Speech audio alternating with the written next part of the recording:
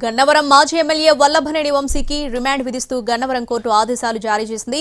Sub jail నుంచి వంశీని గన్నవరం కోర్టులో హాజరుపరచగా ఏప్రిల్ 1 వరకు కోర్టు రిమాండ్ విధించింది. మరోవైపు పోసాని కృష్ణమురళిపై సిఐడి పోలీసుల విచారణ ముగిసింది. పోసాని బెయిల్ పిటిషన్పై ఇవాళ విచారణ జరగనుంది.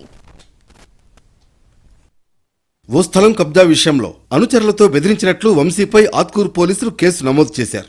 ఈ కేసులో పోలీసుల పీటీ వారెంట్కు కోర్టు అనుమతిచ్చింది. దీంతో గన్నవరం కోర్టులో వంశీని హాజరుపరచగా కోర్టు ఏప్రిల్ 1 వరకు రిమాండ్ విధించింది. వంశీని గన్నవరం కోర్టు నుంచి విజయవాడ సబ్ జైలుకు తరలించారు.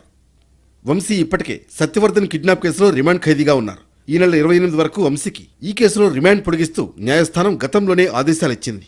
ఇక గన్నవరం టీడీపీ కార్యాలయంపై దాడి కేసులో కూడా వంశీకి ఈ నెల 28 వరకు సిఐడి కోర్టు రిమాండ్ విధించింది. దీంతో రిమాండ్లో ఉన్న సమయంలోనే వంశీకి మళ్లీ గన్నవరం కోర్టు రిమాండ్ విధించింది. ఇవాళ గన్నవరం టీడీపీ కార్యాలయంపై దాడి కేసులో వంశీ బెయిల్ పిటిషన్పై సిఐడి కోర్టు విచారణ చేయనుంది.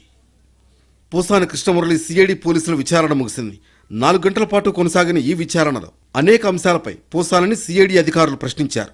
అయితే సమయం తక్కువగా ఉండడంతో మరోసారి పోసానిని కస్టడీలోకి తీసుకునేందుకు పోలీసులు ప్రయత్నిస్తున్నారు. విచారణ అనంతరం పోసానిని కోర్టులో హాజరుపరిచిన సిఐడి అధికారులు అనంతరం గుంటూరు జిల్లా జైలుకు తరలించారు. ఇక ఈ కేసులో పోసాని దాఖలు చేసిన బెయిల్ పిటిషన్పై విచారణ ఇవాళ జరగనుంది.